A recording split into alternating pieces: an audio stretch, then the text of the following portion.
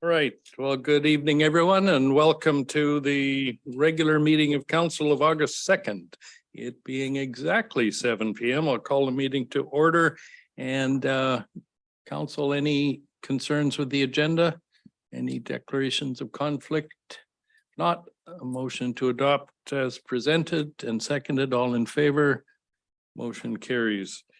We'll go straight to our delegation from the Sunshine Coast Community Forest, the Legacy Fund, and there we've got Kathleen and Warren, I see. Welcome. When you're Oh, thank you. Okay. We have got this right. Mayor Henderson and District of Seashore Council, thank you very much. For those of you who don't know me, my name is Kathleen Suddies, and I have the privilege of being the chair for the Board of Directors for the Sunshine Coast Community Forest. And beside me is Warren Hansen, and he is our Operations Forestry Manager, and Rich, Professional Forester. And it's also my great privilege this evening to be able Kathleen, to sorry, can present you just to you. pull the microphone down a bit. To present to you this evening, the Legacy Fund Committee's recommendations for this year's grants. I would like to acknowledge that we, of course, work and play and within the Shishal Nation's territorial home, and that the Sunshine Coast Community Forest's entire tenure resides within Shishal Nation, the SWIA. So just a bit of a background for some of you who are new council members and are unfamiliar with perhaps the community forest. So I'd like to just sort of give a brief overview of what we are. So a community forest is something quite, I wouldn't say unique anymore. There's about 62 of us now within the province. There are certain very specific criteria that community forests have to meet, and that includes the structure, the organizational structure, which is it has to be some combination thereof of local government, First Nations, or community organizations. And they have been developed within the province to local communities the opportunity to manage local forests, give everybody a voice. And that's really, really, I think, the way of the future, and something that's really quite transformative. The mission for us, which we really do feel very strongly and believe in most profoundly, is we really do want to create a legacy for our citizens. We want to be exceptional stewards of the lands that we're responsible for with regard to our tenure. And our vision is we're committed to being a leader in ecosystems-based management. It's something that we adopted in 2021. The board was voted entirely in favor of this. And it's, again, another paradigm shift with how the community forest was functioning and operating. So it is ecosystems-based management, which is driving our policies and procedures. And we are very proud of that transformative transition. So where are we? You can see on the map that there's three sort of patches, so to speak, one in Half Moon Bay, one which is what we call Angus Burnett, which backs up onto the Tetrahedron and includes the Grey and the Chapman Creek watersheds. And then there's what we call East Wilson, which is up above Wilson Creek there. We represent 1.2% of all logging and all forestry action on the Sunshine Coast. We're very small. And but the community forest, that is actually is an advantage as well. So community forests, again, and with us, 100% of the benefit comes back to the community. All of any profits come back in the form of legacy fund. It's also the fact that the community forest supports recreation. We support local contractors. We have a small footprint, so to speak, within the economy here on the Sunshine Coast, and it's fantastic. And the Legacy Fund was first initiated in 2014, and since that time, over $4 million in dividends have been paid into the District of Seashell since that time. So our organizational structure, you can see in the chart here, the District of Seashell is the sole shareholder for the Sunshine Coast Community Forest. And then you'll see on the one side, we've got our structure with regard to the board chair and the board of directors and various committees. We have the Legacy Fund Committee, which is part of that system of that organizational structure, but they also have a member from the council here, Brenda, And also a citizen on board with regard to that Legacy Fund Committee. And so we really much appreciate the that oversight and the insight that comes along with that. And then also new in 2023, we have a community advisory panel, and that was really a big deal and a lot of work bringing that back up together. And we're really, really proud of the people who have committed and given their time and continue to be committed to that panel. So projects funded by Legacy Fund grants, we're very, very proud of this. 52 grants have been awarded since 2014, and in the very beginning, $100,000 for the Davis Bay Pier. 80,000 going to Gibson Search and Rescue's Boathouse in 2019. 40,000 for the accessible van in Pender Harbor. We've got, 174,000 for the restoration of the Roberts Creek Hall over a period of number of years, the senior center renovation, and we've got the Hackett Park baseball field. There's been quite a broad spectrum. These are just some of the highlights. And the criteria for the Legacy Fund is that it benefits the whole coast, that it's shovel ready, that there's a business plan in place, that it's, and there's tremendous demand out there. There really is. And we're really quite proud of the fact that we can participate in this with the District of Sechelt. This is important. So our current project recommendations, oops, I went too fast. Where'd it go? Is it coming? That's Leanne. Okay. Building the suspense. Ooh. Yes. He's waiting. So we happened, it was a coincidence that all of these applicants were asking for the same amount of money. And we are really pleased and proud to recommend the BC Conservation Foundation Kelp Nursery with Leanne Ennis. The Sunshine Coast Salmon Enhancement for the hatchery. They've got some much needed work that needs to be completed. Pender Harbor Community School, new building completion. Again, that's a really important facility for Pender Harbor. The Tetrahedron Outdoor Club, the Chapman Creek Bridge, that is also essential for that area. It's important for recreational access. And the committee has put forward a recommendation to fully fund each of these applicants. All of them, I think, and the committee also expressed the same sentiment, all reflect the values and the goals and aspirations of really worthy applicants. I think all of them are going to be fantastic. So that was the recommendations for this year, and I encourage everybody to please visit our website. We have tons of information on there, everything from documentation to current events to our operations plans. There's just a lot of information there. So, thank you. Great. Thank you very much, Kathleen. Nice of you to bring Warren too. Anything you wanted to add, Mr. Hanson? Yeah.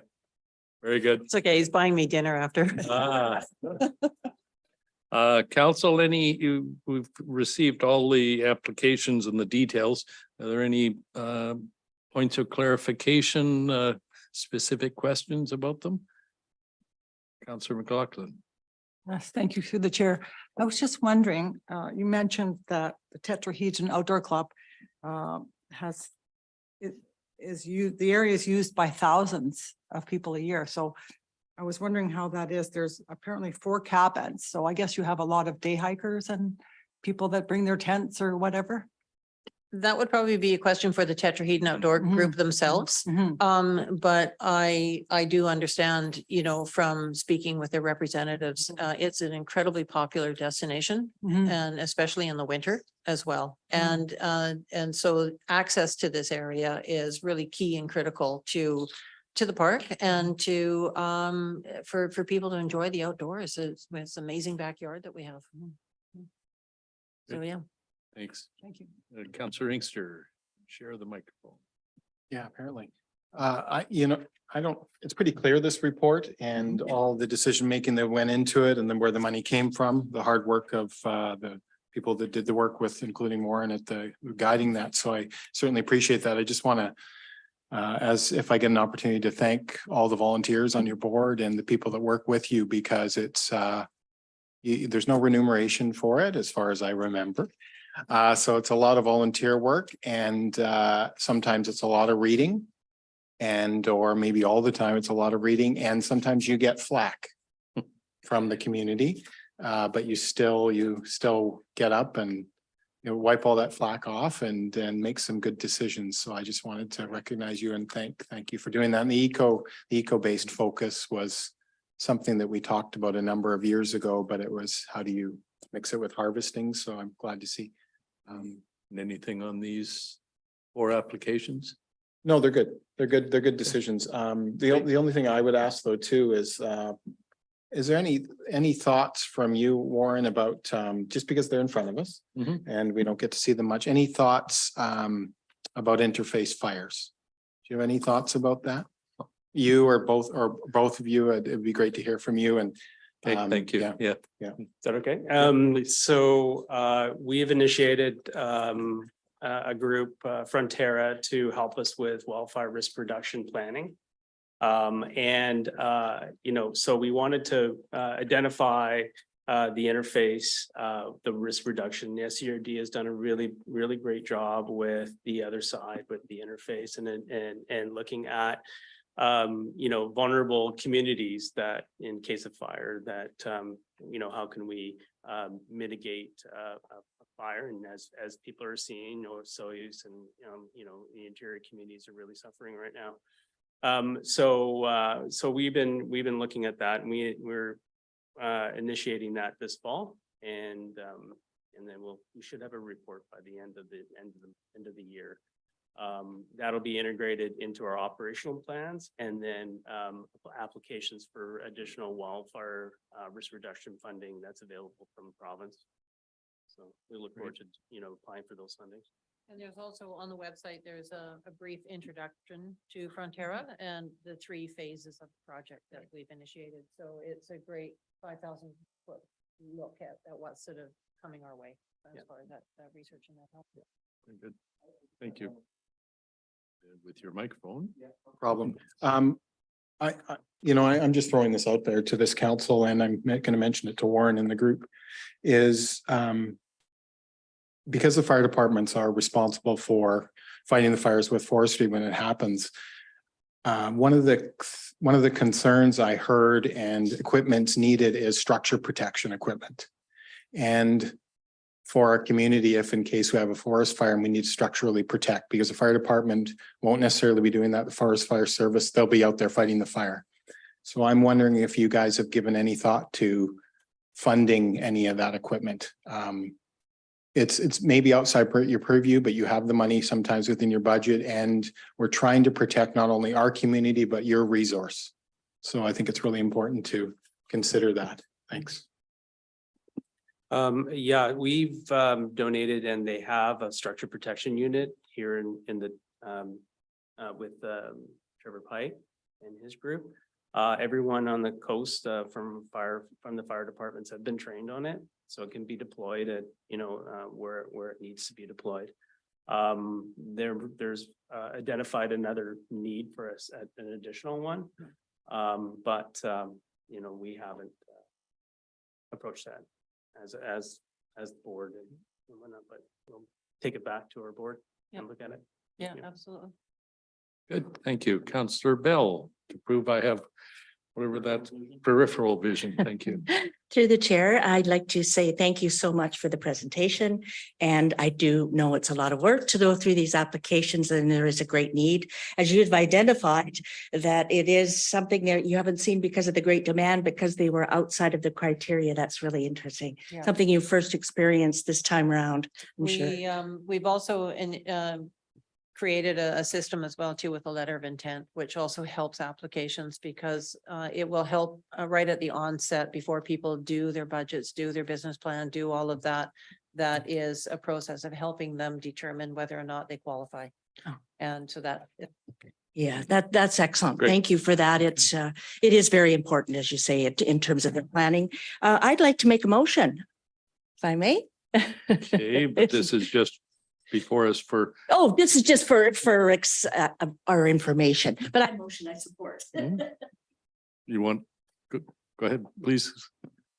Correct Thank me. you, your worship. I believe we do need a resolution of council to have Right. the recommendations endorsed. Right, but that should be in our business, but we'll do it. So you're going to I'd like to make a endorse the motion four. to support four organizations brought forward for the Sunshine Coast Forest Community Legacy Fund.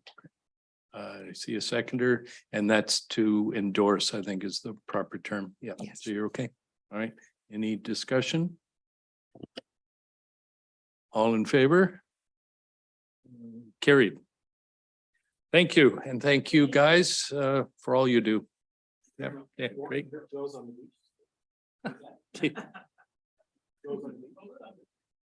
Oh, yes. All right, council, for the, I guess, the formal part of the meeting, council just before the start of this meeting had the pleasure to welcome the three gold medal winning gentlemen from the 19U team at the North American Indigenous Games. And we were able to give them certificates of congratulations. I was honored. I think I speak for all of council that we had three elders join who happened to be their very proud grandmothers, and as well as some other members, including Councillor Shane Jackson.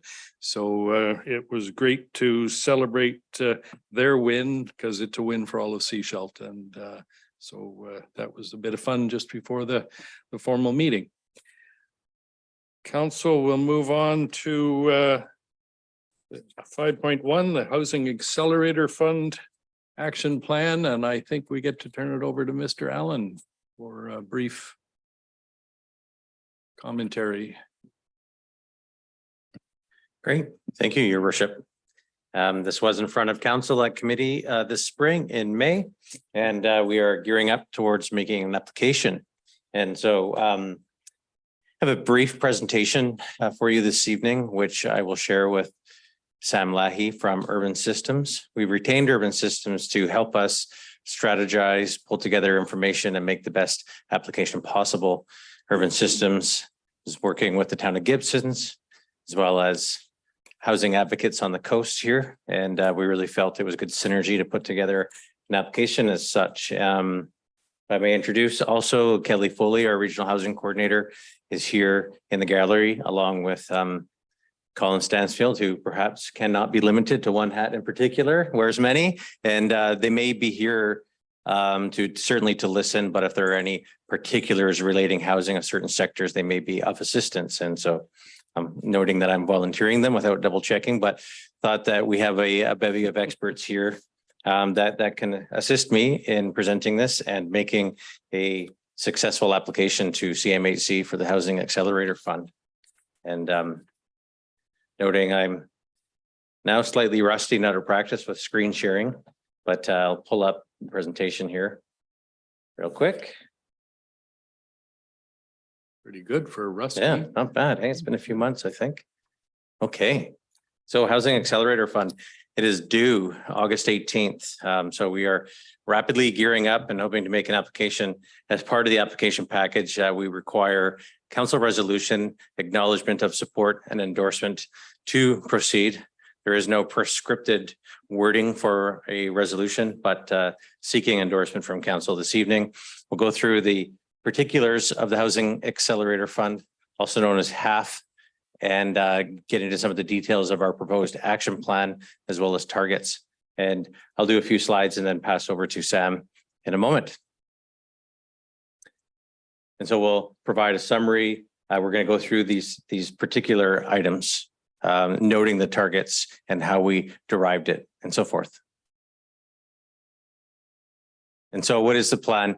This comes from the CMHC wording. Ultimately, it's meant to transform how we approve housing in our communities across the country.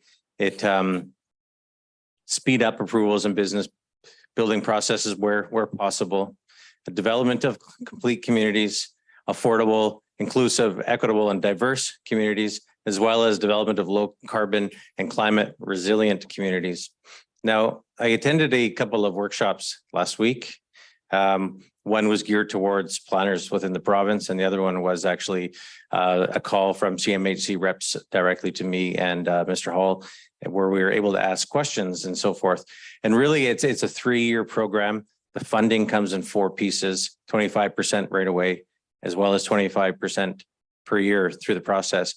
But essentially, it's 3 years to prove that we can manage and evolve our approval systems, our community planning, our neighborhood planning, to transform how we look at housing to meet growing demand and needs in various areas of the country, including, of course, Sechelt and the Sunshine Coast, and set the stage for the future in that regard. And so what is the HAF? It's a $4 billion funding source with the goal of creating 100,000 new housing units across the country. There's incentives and there's funding based on our outcomes. So when we say housing units, it's important to note that a unit is any type of dwelling unit. It could be a suite within a house, a laneway cottage, a single family dwelling, a high-rise urban tower. So I know we're going to present some numbers this evening that may seem high, but it's not necessarily the equivalent of that in single family dwellings. It's all types of housings across the spectrum. And we are excited to look at ways to modernize our approach. I think we have a relatively recent procedure bylaw, brand new zoning bylaw, official community plan that we have on the work plan to renew. But that type of planning is an ongoing work, an ongoing improvement, and endless amount of policy that we need to update and maneuver to move forward in a more efficient way. And so there are a number of requirements. Thankfully, we meet the primary requirement of having a housing needs assessment. It can be no older than April of 2020, and ours was adopted in September of 2020 and then followed with the implementation plan early 21. So we are good there. We require an action plan with a minimum of 7 initiatives because we're a large urban center of over 10,000 people. I've queried this with CMHC and they confirm we are in fact a large urban center.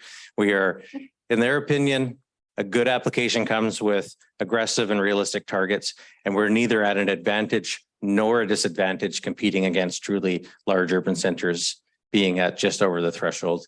We are what we are within the realm of their application process. And so in addition to the initiatives, there's housing growth targets, as well as, of course, with a grant like this, with partial funding, there are progress reports, status report, how we are achieving targets and so forth. And so it would be a lot of work for us on the administrative side of things as well. But the grant ask is significant, and perhaps we'll get into that a little bit more as we go through and into the summary. And from there, I'm going to pass over to Sam, and she will walk you through the next pieces as it relates specifically to our proposed action plan. Thank you. Thanks, Andrew. Before I carry on, can everyone hear me okay? Very good. Thank you.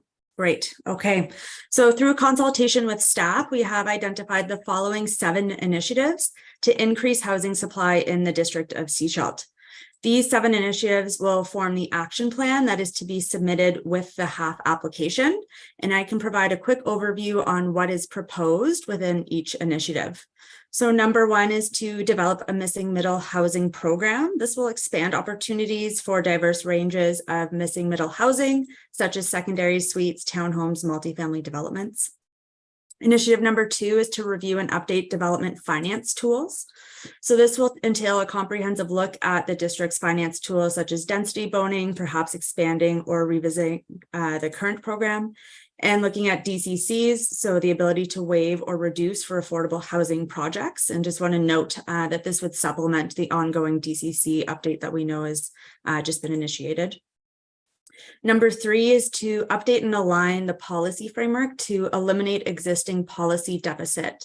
So this is to look to resolve the district's policy deficit that currently creates barriers to development. This could allow for updates to documents such as the OCP, create new neighborhood plans, and ensure alignment across all policy frameworks. Initiative number 4 is to partner with nonprofits and other governments. This will look at creating frameworks with regional partners to explore strategic opportunities to deliver housing all across the coast, with a particular focus on target groups such as seniors, singles, families, and workforce housing. Initiative number 5 is to complete a development approval review process. So this will focus on ways to streamline development approval processes and associated costs of delivering housing at a more affordable rate. Initiative number 6 is develop a downtown growth and servicing strategy. So this looks at creating a program that will unlock higher density development in the downtown core and includes an assessment of servicing capacity to support additional housing, expanding density bonusing programs, and reducing or eliminating parking requirements. And lastly, initiative number 7 is to develop a comprehensive land strategy. So this strategy would evaluate underutilized sites within the district and potential areas where housing could be strategically located, likely affordable housing, and it would involve an economic and geospatial analysis. Next slide, please. So if successful, funds received from HAF can be used towards 3 primary categories. The key theme for use of the funds is to create transformational and systemic changes that will increase housing supply over the short and long term. So the first is investments in affordable housing. This includes construction, repair, or modernization of affordable housing, as well as land or building acquisition for affordable housing. The second bucket is investments in housing related infrastructure. So this could include, it's quite varied, anything from drinking water, wastewater, solid waste management, public transit, community energy systems, capacity building, and more, as long as it can be linked back to supporting an increased housing supply. And lastly, investments in community related infrastructure include local roads and bridges, sidewalks, streetlights, bike lanes, fire halls, etc. Again, linking an increase in housing supply. All 7 of the proposed initiatives for Sechelt fall within 1 or more of these categories. Next slide, please. So this slide illustrates the process we use to establish housing targets for the district, which is a requirement of the HAF application. The Sunshine Coast Housing Needs Report projected that Sechelt will require 223 new housing units from 2020 to 2025, which equals an average of 45 new households a year. An additional 67 households a year or units would be required to eliminate core housing need within the district. So if you add those 2 together, anticipated growth and eliminating core housing need, that is 112 new units a year. Historically, looking at the district's 10-year average based on building permit data, are averaging 84 new units a year. So if you take the 112 from anticipated growth and eliminating core housing needs, plus the 84 units from average historical growth, it sets the district's HAF target to 227 net new units a year.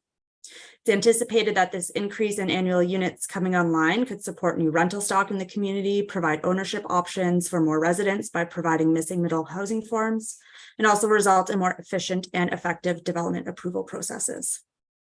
Next slide, please. So this slide breaks down the funding request based on HAF incented units. So as Andrew mentioned, it's all incentive and outcome based.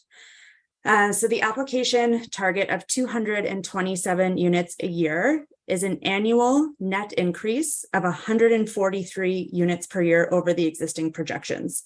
So anything incentivized through HAF, we've assumed will yield 143 additional new units a year above what's already projected for the district. So because it's an incentive-based program, funding requests are tied to those number of incented units supplied over existing projections.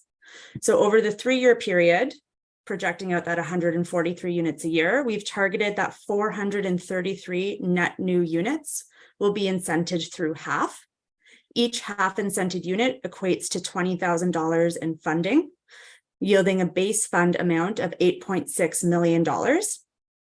Missing middle housing units incented through HAF, so of those 430, receive an additional $12,000 per unit on top of funding, which yields an additional funding request of $4.3 million.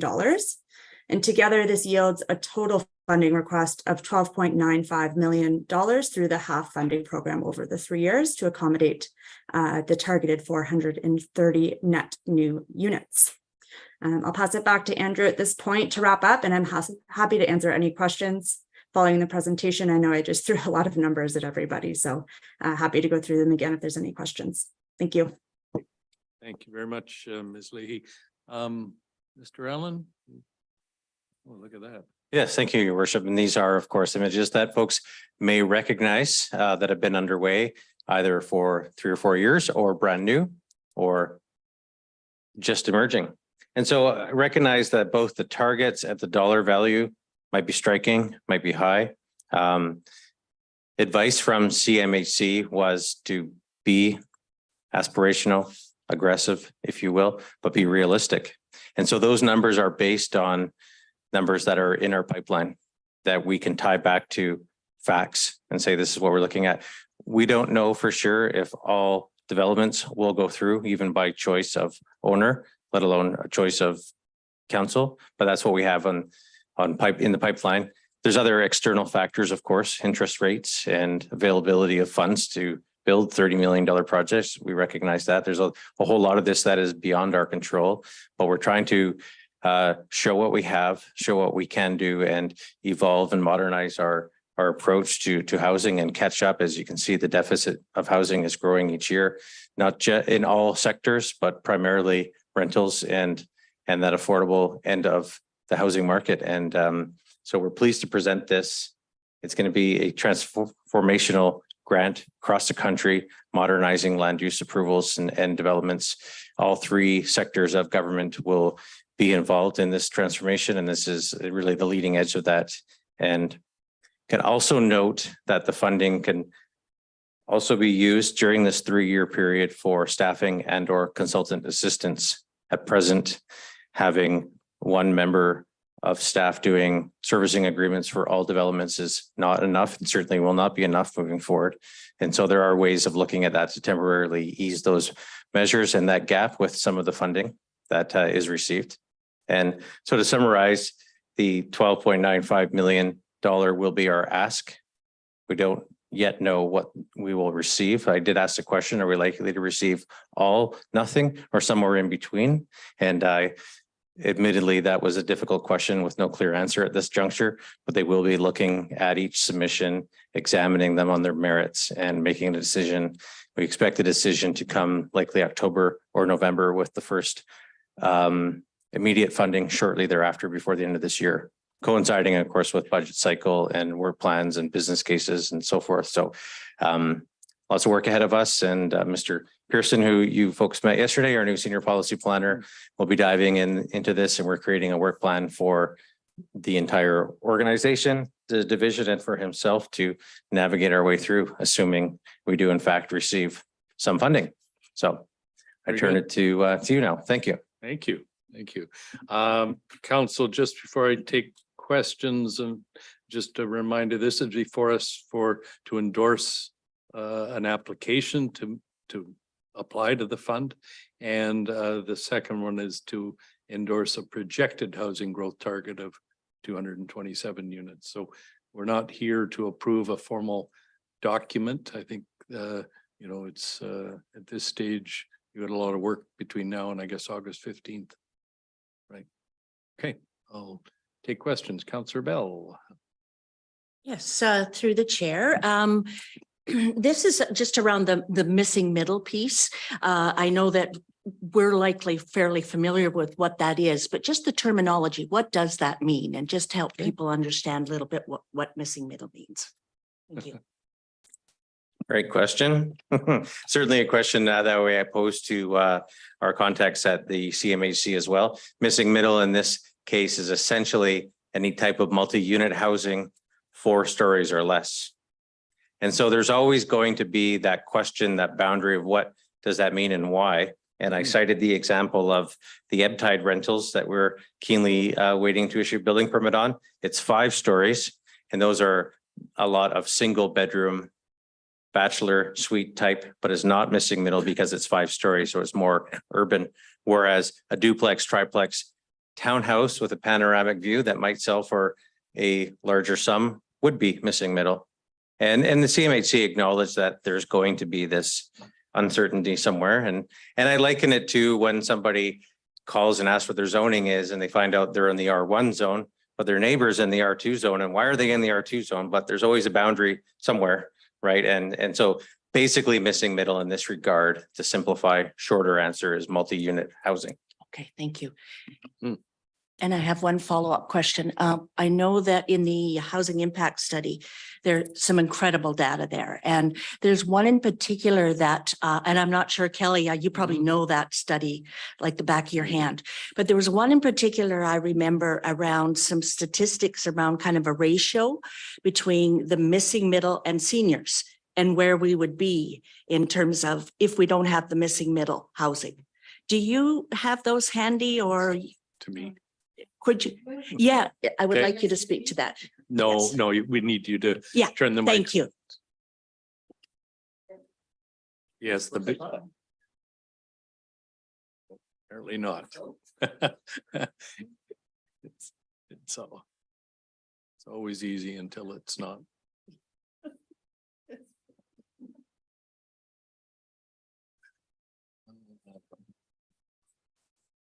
Thank you.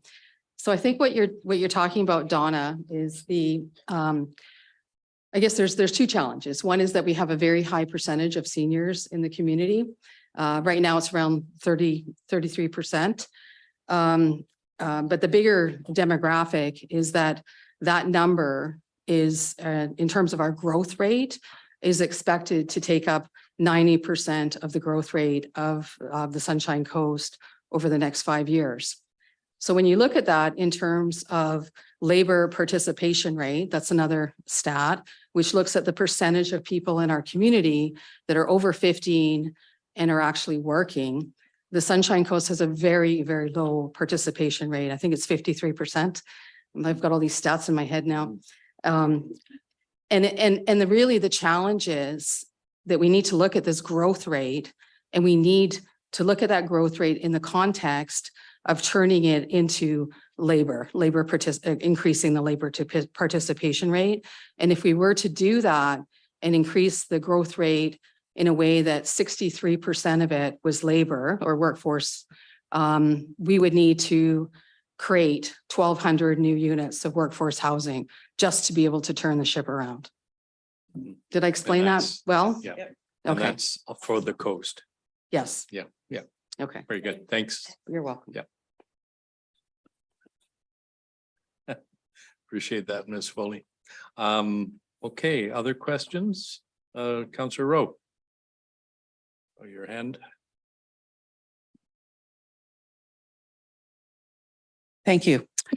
Great. Great news. I'm happy with what I see before me for a few reasons. The first being that it's evidence-based, based on the housing needs assessment. I think it ticks a lot of boxes that's fill the framework that came out of the work that was the housing needs assessment. And so, you know, that's why we do assessments, not to sit on a shelf, but to action some of the recommendations that come out. So that makes me very happy. My first question is, did the provincial government mandate that we have to redo that every 5 years, the housing needs assessment? So we're going to be due for that as well. And I think if I'm not mistaken, this money could be potentially used for that as well. Yeah. So overall, I'm really happy with what I see before me, you know, focusing on the number of units. That number doesn't scare me. What does scare me is finding people to come and take care of our most vulnerable on the Sunshine Coast. And that's what Kelly just spoke to, workforce housing. So my question for you though, and I'm not sure that there's an answer, but the 7 priorities, are they in order of priority? If we were to receive only partial funds, are there priorities within the priorities? If you know what I'm saying? And maybe part of that is how will the money be used, whatever we get? That's sort of the same question? Please, Mr. Allen.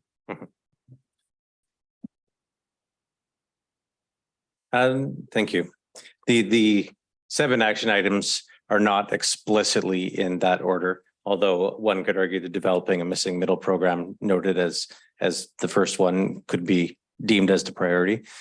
But yes, and the next part of that, of Councillor Rowe's question is, yes, there are subunits to each of those items. Some of them do overlap. And right, so if we're focused on the housing part, the downtown development growth and servicing strategy, of course, is important to that. So there's a linkage there as well. And so we'll prioritize as we go in terms of finding out how much funding we do receive, assuming we do.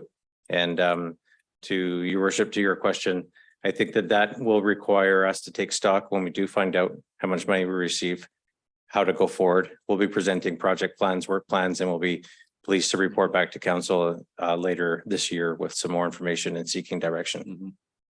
Great. Thank you. Councillor McLaughlin. Yes, thank you through the chair. I'm just wondering, so the missing middle, of course, is very important to us, but the 8.6 million for additional units, would that be for like single family homes just to provide more housing? Because a lot of places in Canada, they're just short of housing of all sorts. Whereas I think here, you know, our OCP shows that we have a lot of the developable land that is already zoned for typical housing. And unfortunately, in the last couple of years, things have become very unaffordable. So for me, with the land values going up primarily, and we always have a lot of seniors that move here. I mean, it's a retirement mecca, right? So I'm not concerned about all seniors moving here, but I am concerned about the low income seniors and that they really need our attention and policy help. So I'm just wondering, is there some way to focus more on that missing middle? Perhaps to refine this to just maybe appreciating what the consultants have brought forward, but to really put number 1 as a priority, to also provide that number 6 downtown growth and servicing strategy as a second point, because we know we want them to be walkable communities. We want them to be accessible, and that hopefully people won't need cars, especially since seniors often lose their ability to drive. So it's important for a lot of them to have that. And then maybe the third one, the comprehensive land strategy could be really useful to identify locations where we can maybe find those opportunities to build more missing middle housing. I mean, I guess that's my point about this, is that it's a lot of money to ask for, but I'm wondering if we could streamline it to the missing middle and the type of housing that we're really short on. Because I understand the program is for all of Canada, but I feel we would have a stronger application if we really focused on those 3 things. Thank you. Okay, thank you. I think I'll let Mr. Allen correct me, but I think we need to provide at least 7. So, and then further, I stand to be corrected, but if we get a lesser amount of money, we might indeed focus on 1, 2, 3, 4 of those. For the audio recording. Your worship, speaking to say, I agree with you. We do need to include 7, and then many of them are interrelated, and we'll just find a way to justify our targets and our actions and how they relate to these 7 items, even if some of them are deemed more important. And just to add clarity to Councillor McLaughlin's comment, this does incent and encourage us to look at the multi-unit housing, because we get a significantly higher top-up value, 4.35 million, for focusing on that missing middle and the multi-unit, as opposed to not receiving that value if we were promoting single family dwelling. Great. Thank you. If I may, sorry, just add a comment about the missing middle. Sorry to jump. Please, no.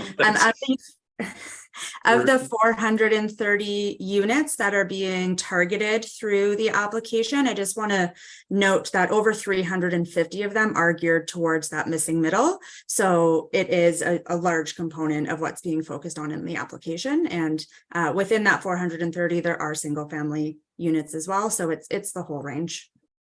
Very good. Thank you. Thank you for that. Sorry to interrupt. No, the audio for you is clearer than anybody else. So you came through loud and clear. Councillor Inkster and then Councillor Toth. Yeah, the couple of things here. I'm glad that there's a discussion throughout this and always and with the individual from the local housing group talk about workforce housing. Because with our aging community, we need people to look after our aging community, and we need to really keep that in mind. The services, there's always that continuous demand on workers and the inability to find workers. So we got to make sure we provide housing for those that will come and work in those services. Two thoughts. One just for council and that Mr. Allen spoke to earlier is I think we need to make sure that we resource planning properly. And I think that Mr. Allen and myself talked about this like 6 months ago about resourcing properly so that he may need to look at this fund for resourcing for proper planning staff to identify some of these areas and work on proper housing plans. The question I had though, then through you to Mr. Allen is, do we have enough land for this proposal in Sechelt? Okay. Do we have enough land that fits, that works, that's not owned by people that aren't developing? That's a tough question, but Okay, right. well, that's, I know it's going to be mostly this way. I just know it, but do we have enough land? I will. Please. Sure. Do we have enough land owned by others that could be developed upon? Yes. Do we have enough land owned by the District of Sechelt to support development? No. Right. But I know that those are different answers to the same question. But I think the OCP identifies that there's a lot of land in Sechelt, much of which being outside of urban containment boundary or reasonably expected to be serviced areas, as you move up towards the outer lying areas of Sandy Hook and Tewanek and so forth. But if you look at the downtown and some of the applications we received, and that's why we are continually seeing a request to amend the 2012 OCP, is that there's a desire and an economic reality of increasing the density and providing more units on the land. I see some neighborhoods of Sechelt that have been built in the past 20 years that probably left some type of density and land value on the table by being a little bit lower density. So yes, I do believe there's enough land in Sechelt. Thank you. Councillor Toth. Thank you. I'm excited for what this could mean in terms of auxiliary dwellings, rental suites, apartments, the whole gamut. I don't have a lot to say on it other than that. And then I'm happy to move the recommendations on page 30 as they're presented. Okay, thank you. And that's a seconder. Okay, other questions? Councillor McLaughlin. Yes, through the chair. I guess as my usual concern though is that we do have some issues here in terms of environmental drought issues and water issues. And that's not necessarily yet typical across Canada, although it's becoming more so this year in the summer. But I'm just wondering if somehow we could put some of that in, because I just hesitate to support this if it means more single family homes and water use. Okay, we've heard that. When It's not about single family homes. well, there is some. The incentive is to. There is some. The incentive is to do multi-family. Right, but even that, if it's not So- going to service the local needs for staffing, for workforce housing, if it's just more development, I feel some So what? constituents would be What upset. would you suggest would be a better type of housing? Well, I think it almost has to be non-market housing at this point. Okay. Because it's just the affordability is so bad and the need is so desperate. I think we need to focus more on that. And so how do we make that real? Because I think we all agree with that. But Well, how do we make it real? Because Yeah. non-market housing involves somebody paying for it. right. Well, we've been doing that. To my feeling, it's too much upzoning, but upzoning does encourage that. And we did do a lot of upzoning when we changed our zoning bylaw to 25 to 580. A lot of these properties were upzoned from R2 to R4, which is kind of at the sweet spot. It seems like what we were looking for. But we do have developers coming now wanting more upzoning, and that's an amenity. So I feel that's kind of a mistake to go that No, but strong and heavy. But you're talking about the need for more affordable, non-market housing. Yeah. So to stay with that point, Well, I'm that's right. interested to know, Yeah. what would you, Right. if only we all had magic wands, Well, but what would you do? How Yeah. would we deliver on that? Well, I mean, I'm a big lover of CMHC. I did a study of all their housing policy from. So Over we'd time. be advocating. I with think we need to CMHC? advocate for CMHC to help us pay for that housing and to Right. make under the guise that it is affordable. Right.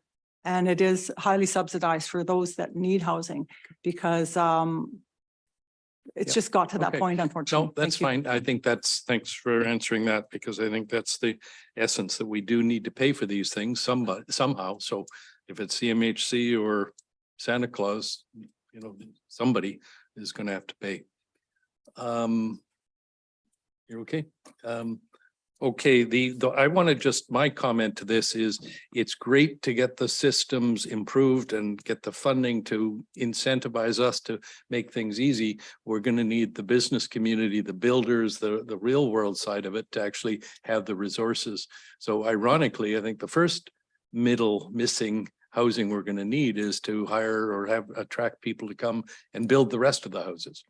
So I think I just leave that with council. Council, we've got a motion before us. You ready? I saw that. Yep. Are you ready for the question? All in favor? Motion carries. And that was on both. So both 1 and 2.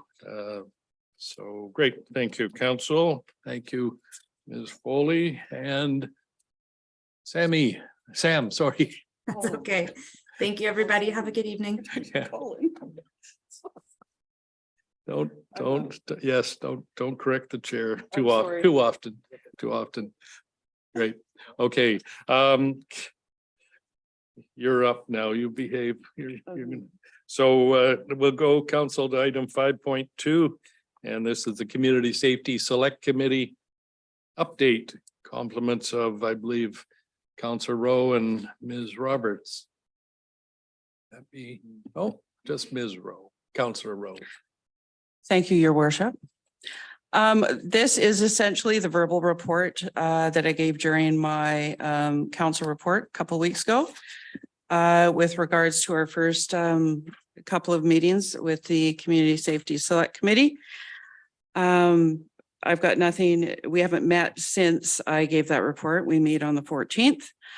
Minutes will be coming in September through the regular council meeting process. So if you have questions about that, that's what's happening there.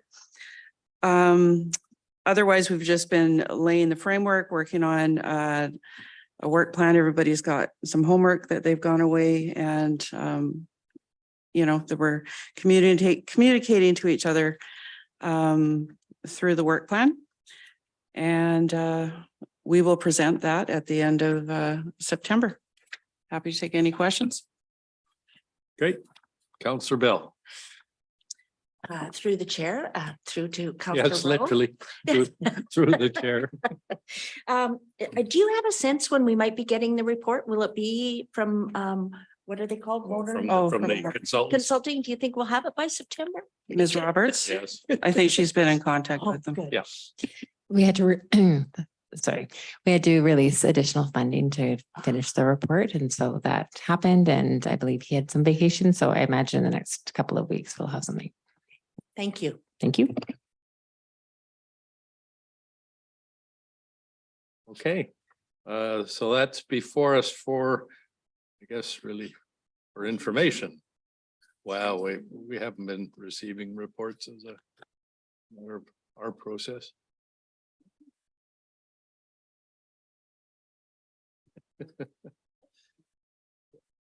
We'll move on to items 5.3.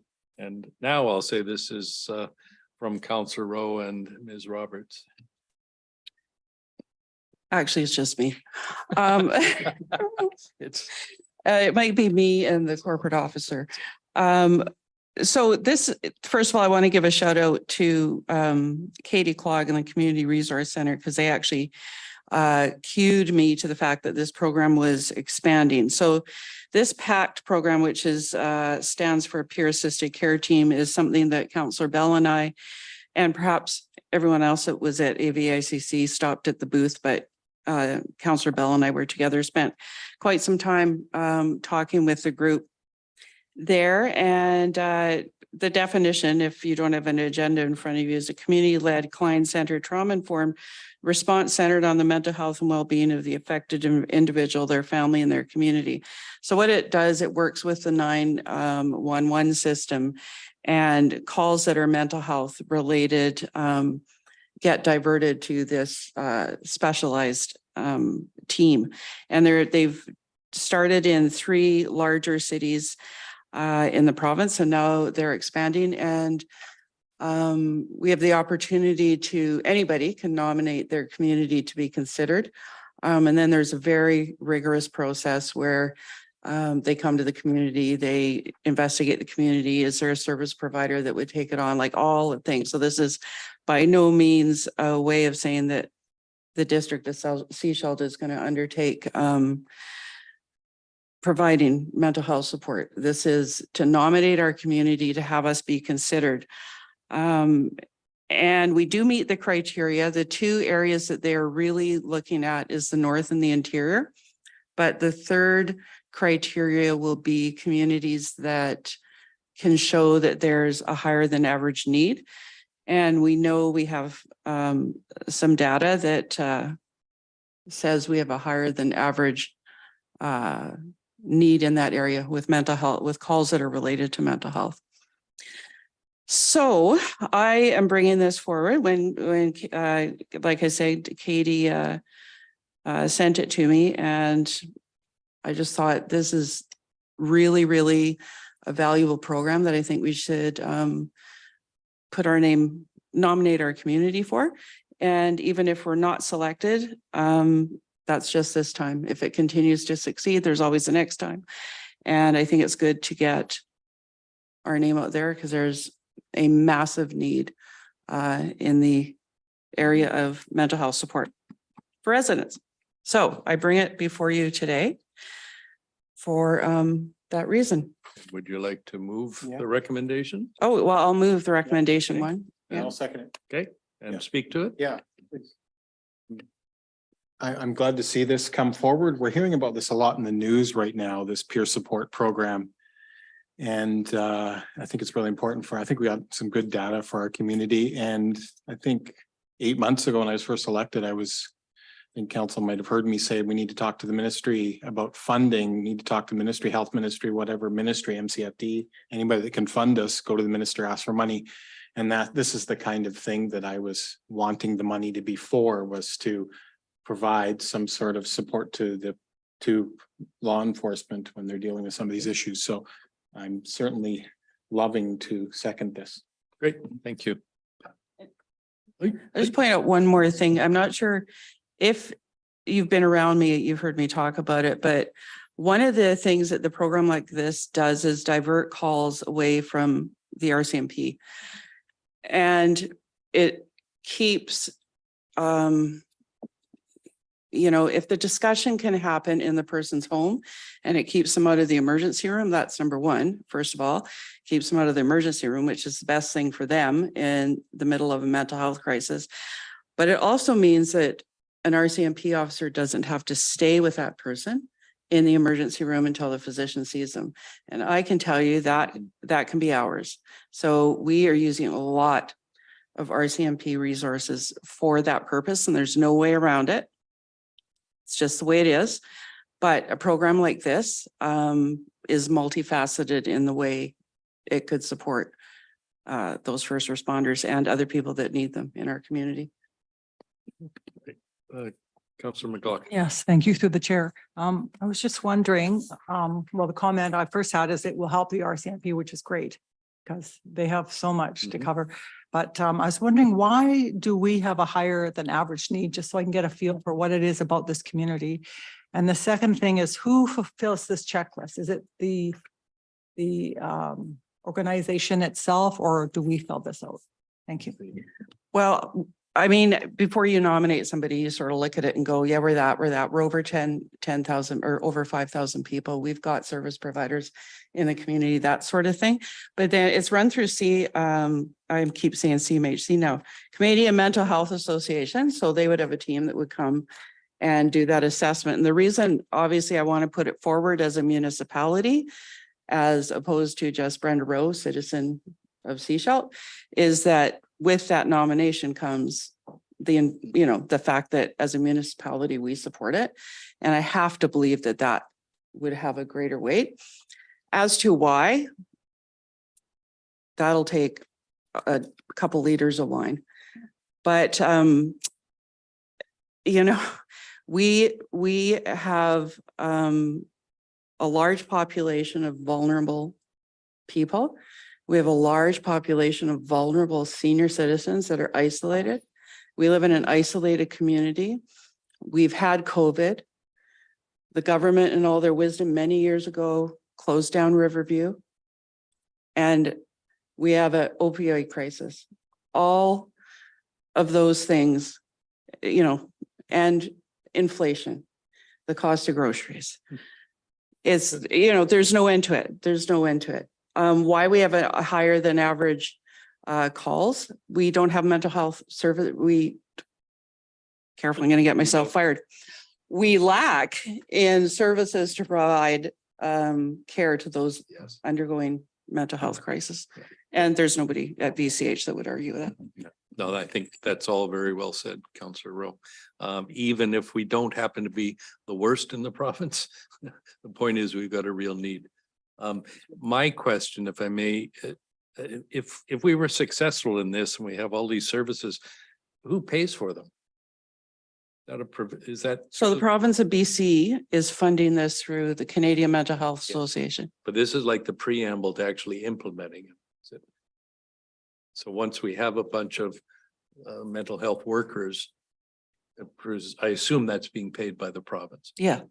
So they would contract a service organization that would operate it. So Yeah. it's not downloading to us. That's all I'm. No. No, Well, yeah, not how many much times have we anyway. heard that? Yeah. Not yes, at this time. Not so far. Very good. Okay, any other questions? Then we have a motion as presented on page 36. All in favor? Carried. Thank you. Thank you, Councillor Rowe. Now you'll talk to the RCMP occupancy agreement, will you? Is that yours? No? Okay, then council page 39, we have the occupancy agreement for the RCMP. And so we have a masquerade, somebody masquerading. Oh, no, it's not David Douglas anymore. It's we have Ms. Smith with us to answer any questions. Thank you. Do you want me to give a brief overview of I think we're, okay. yeah, unless there's questions, I hope you haven't prepared a 12-page PowerPoint or anything. Please, Councillor Bell, and then. Okay. Through the chair, can you summarize just what is different in this new agreement versus the last agreement? I don't think there's anything different. Yeah. Thank you. Yeah. And that was Councillor Toth's question. So well done. Okay, any other questions? So we have a motion, please, and seconded. I saw a second. All in favor of extending 5 years. 5800 Toronto Street in right of Canada, sort of. Sorry, in right of King. No, well, this is actually, okay, this is what the expenses, so, okay, very good, the motion carries. Now we get to the meat of it. Paving of the Op Center for $16,000. Council is, maybe for the public, we all had an opportunity to see the Op Center a couple of days ago, and I think you can see, so you have a picture, or sorry, most of us had a chance to see it. So certainly I'd entertain a motion to for this. Anybody willing to make a motion? Yep, and I'll second it. Thank you. Discussion? Please. Thank you. Just a quick comment for those who may not be aware. On page 51, the business case shows the rear rendering of the Op Center. And literally the shadow behind the building there is the sort of area that's being talked about Yep. here. So I did get to see the op center. Super grateful for the opportunity and for the tour that we got. I can definitely see the need because in the short amount of time that staff have already been using the facility, they're already pulling gravel into the Tracking building. in. So, Yep. yeah, Very makes good. a lot of sense. Terrific. Thank you. Counselor Inkster. Yeah, I imagine there's going to be a number of requests for additional costs for that building. I'm just picking up a couple of extra ones. We've talked about a few since it's been built. But I just want to say to staff, good for you for finding it within our budget to deal with this one. And if you can continue to be that creative with our money, I'll be very appreciative. Thanks. I think you just recommended higher interest rates. Okay, we've got a motion seconded on page 49. I'll call the question. All in favor? Carried. Thank you. So council, we go to 6.1. And this starts on page 52, which is essentially, you'll remember from our last meeting, this is adding the piece that was omitted by accident. Am I on the right one?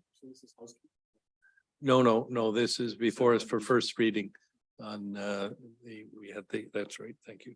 So this is before us for first reading on 5700 East Porpoise Bay Road.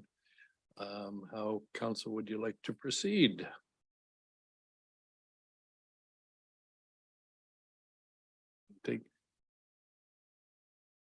I don't see any other hands up, so I'll move the recommendations on page 52 as they are presented in front of us. Thank you. And I see a seconder. Thank you. So discussion. Councilor McLaughlin. Yes, thank you through the chair. Again, to reiterate a little bit, I don't really like the zoning proposed here. I kind of like the current zoning, which was upzoned from our zoning bylaw 25 from R2 and C2 to R4 and C4.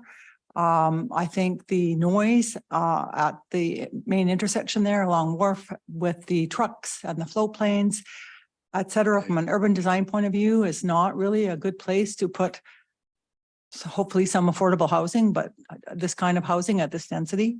I don't think the amount of commercial there is sufficient to be that Councilor helpful. McLaughlin, I'm gonna ask you, you saying you want more affordable and you want more density, but you don't want it here?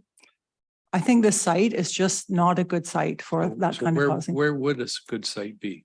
just about anywhere else. Across the street? Well, not at that intersection, right? That's a very, very busy intersection. Okay, All so of where- Porpoise Bay comes through that road. The gravel trucks come down that road Mhm. and they're bumping along and they actually, it's not just dust, it's silica from rocks. Okay, So but I find that's a my question- very, So it's anywhere but not there and not across the street. well, I mean, other places. We can find places to zone appropriately for that missing middle. The current zoning is actually more appropriate for the missing middle. And I just think this gives the developer a lot more money without really Okay, I'm gonna stop you the there. benefit. That's Thank a you. speculation. well, Um, that's my planning opinion. Thank no, you. it's your speculation. Please, Councilor Rowe. Okay, so through you, we just heard about this last week. And so I feel it's pretty fresh in my mind. I'm going to support this. But just through the lens of what we've been talking to tonight, much of this development would be classified as missing middle. Mhm. Correct? Yes. So this is indeed what we're looking for. And I know that intersection is of concern to everybody, and I'm sure that's going to be in the mind of how this develops out. Yep. So I'll be supporting this. Very good. Thank you. Councilor Tough. Thank you. Yeah, that intersection's terrible. I mean, half of us use it every day at least. So I understand the comments about the gravel trucks and the concerns around that. the part of the site design is setting the buildings a bit back from those streets. They are going to be doing a transportation impact assessment, which is going to look at the area around it, not just the building. And we do know that there have been conversations in the past about trying to develop an industrial bypass, if you will, perhaps in partnership with the First Nations. Tita Way. We're a long ways away from participating in a paving project there, for example, but there are potential options because getting gravel trucks off of Wharf is probably a good idea in the long run anyways, because we've had cyclists struck, not at that intersection. So, thank you. Great, thank you.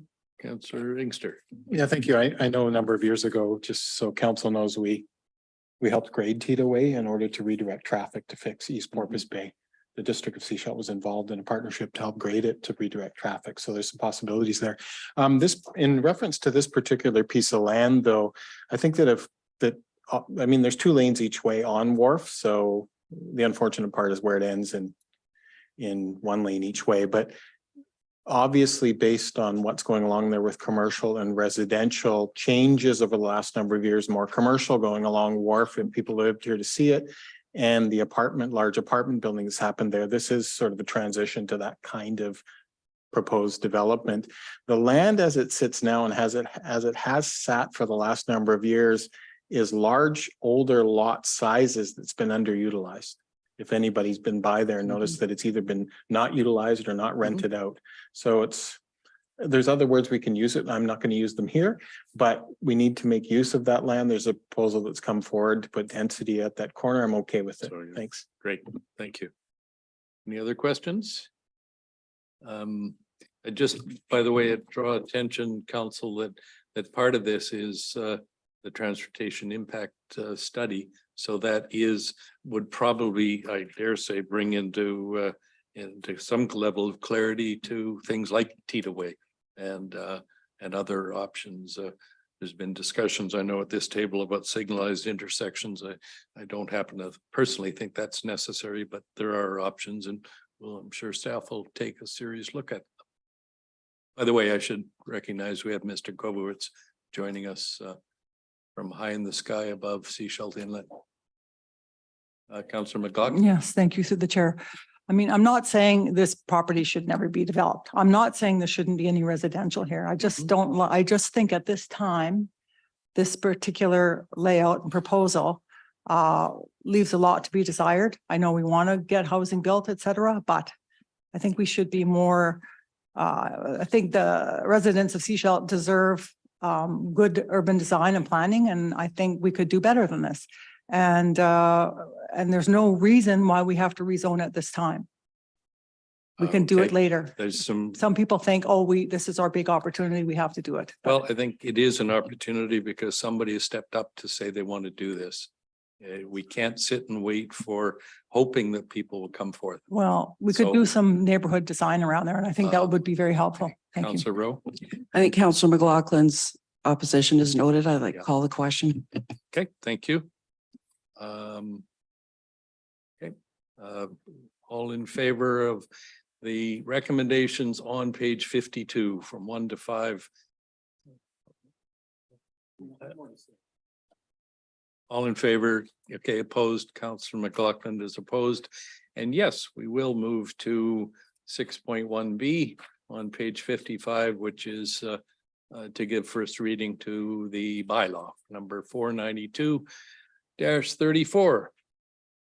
And a motion, please, and seconded, and any discussion, all in favor of first reading?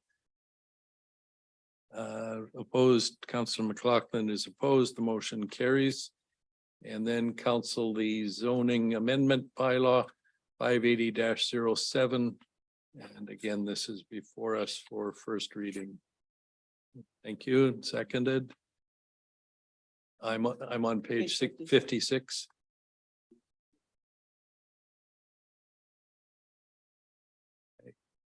Yep.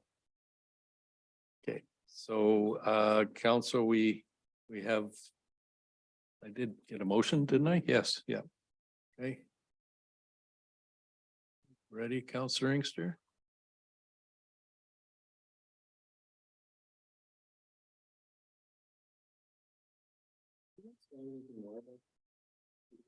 No.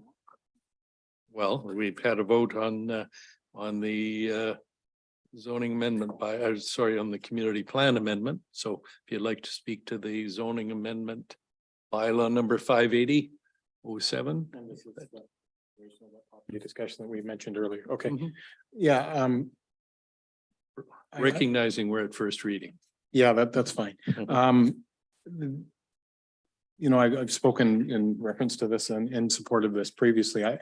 But I mentioned when the proponent came in front of us with all the work they put into the proposal, and I mentioned a number of concerns I had. It's going to be I don't know how long the process is. Maybe Mr. Allen can speak to that, but this land, even though it's not being utilized well now, is a really key piece of land for our municipality in terms of its development. There's a number of pieces of land development. I think the Watermark was an example of a really key piece of land for a number of different reasons, as you may recall.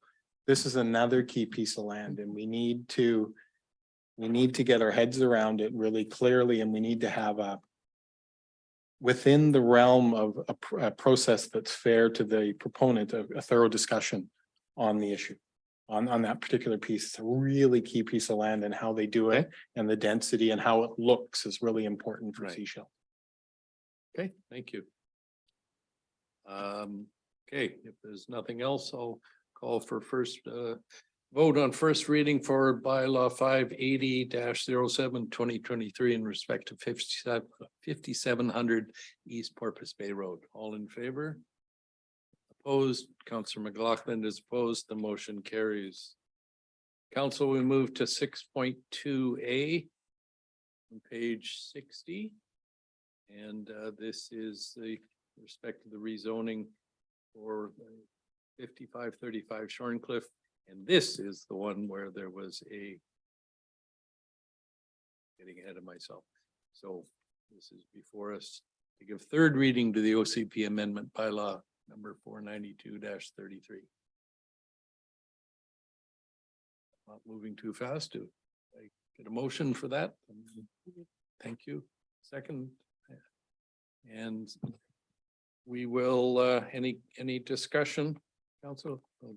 Councilor McLaughlin, please. Yes, through the chair. I still have concerns about the way this public hearing for an OCP was advertised. I pointed out that the ad did not clearly say that it was a public hearing for the OCP change. So you have I didn't know concerns. myself if it was for reason. I'm concerned just about the legality and the process.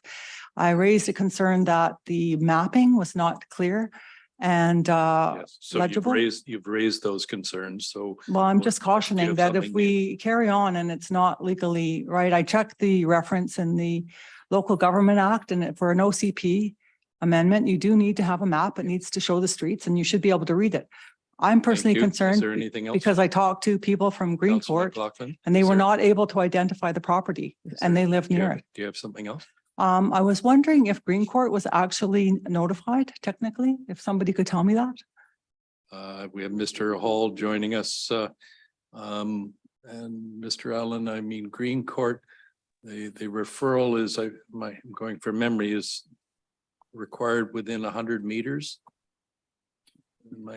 Your worship, that's correct. 100-meter notification radius. Okay. And so trying to visualize that. Okay. Is Greencourt in that 100-meter? I wonder.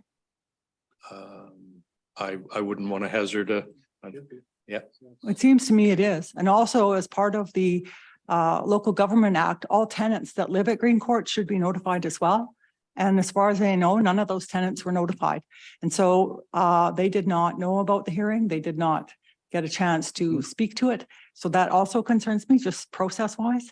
Okay. And I just wanted to highlight that so administration can know whether they want to Mhm. take a closer look at that, please, because I Okay, think it is that's- a concern to me as a planner to have Thank you. proper process. You were a planner. Well, once there's no No. legal definition of planner, so I'm still a planner. I always will be. I have been since I was 20 good. years old. And Another concern I have, which came up when we did our downtown walkabout, was the issue raised by the Downtown Business Association and the Farmers Market. And it's not something that comes through in the reports, but I've noticed a really good synergy between those two organizations. And it seems to me from that walkabout that they raised concerns that if they do not have the ability to stay on Cowrie, that it could jeopardize their operation. And I think it's such a wonderful business opportunity we have there. It's so well liked that I would hate to see, because of this development going ahead, and we haven't resolved any of that, that it's just going to be a casualty of this project. So I raise that as a concern as well, which hasn't really been addressed. Again, there's no saying that this development should not go ahead ever, but I think at this time, it's just not thought through enough, and I'm not comfortable with it. Thank you. Thank you. I did a walkabout recently, and I heard exactly and totally the opposite, that the farmers market and the merchants on Cowrie would be delighted both with the development and also with the farmers market moving somewhere else. So I think your comments are noted. And anything else, Councillor? Sorry, Councillor, sure you did flag. Yep, please. You're up. Yeah, I'm okay with the zoning here. This proposal came, I think Bethel came forward about 15 years ago, the proposal here, as I was supportive of the zoning change then. But they were looking for funding at that time and they didn't move forward. I will say though, there's a number of issues identified in here that we saw with the one presenter. So I'm a little bit concerned about access to the development going forward. We just need to be considerate of that. How they access it, if it's going to be all on this road and behind here, if there's other proposals to access the development. I think the report references that their staff are working with with the one person that made the comment. Yeah, and, good. And the applicant. Excellent. Good. And indeed, the person making comments said he was confident they could work it out. Well, because he's very affable, but so he's just that kind of guy. But so I hope staff and I hear that they are good for staff, because there's a number of important issues. There's a vulnerable piece of our population there. Just as I end though, I did want to mention just a little bit of a cautionary on the information provided to the public pre-public hearing. We just have to make sure that that's real tight, and the information's really clear, and that we met the rules of notifying those within 100 meters. I'm just saying that I've seen that, I've heard those concerns, and if they're valid, we just need to be on top of that. No, Thanks. I think staff have heard that, and I'm sure they're going to look at that tomorrow morning. Very good. Computer's alive without me. And anything else, council? We did get a motion for the recommendation, so I'll call the question. This is the recommendation on page 60. All in favor? Opposed? Councillor McLaughlin is opposed. And we then move to 6.2B on page 67, which is to give third reading to bylaw number 492-33 in respect of 5535 Shorncliffe. Moved, seconded. Any discussion? All in favor? Opposed? Councillor McLaughlin, thank you. Opposed? And the motion carries. Thank you. And thank you, Mr. Hall and Mr. Kobowitz. I'm sorry you didn't get to speak, but I suspect you're okay with that. All right. That brings us to, look at that, according to the clock, it's still 6:36. Council, we've got item 6.3A, which is the code of conduct, and that's before us as written on page 68. Is there anything that Ms. Polson or Mr. Yates wants to contribute? Okay, great. Okay, perhaps People like to discussion, or would you like to move things? How would you like to proceed? Yeah. Okay, Councilor McLaughlin. Yes, thank you through the chair. I would like to have this item deferred to another meeting, hopefully committee of the whole. I don't know where this item came from. It doesn't say, as I recall discussing it, it could have come from an in-camera meeting. It should have been released if it was in an in-camera meeting. It might have come from somewhere else, but I have a lot of objections to this code of conduct. It's very long. To me, it's weaponized, which means it's going to be used against people unfairly. And I think there's some review that should be done, and hopefully we can come to some kind of better consensus on it instead of having it brought here out of the blue, in my opinion, at this last minute before we go on summer holidays or whatever. So I think that's a big concern of mine. Thank you. Thank you. Other comments? Councillor Inkster?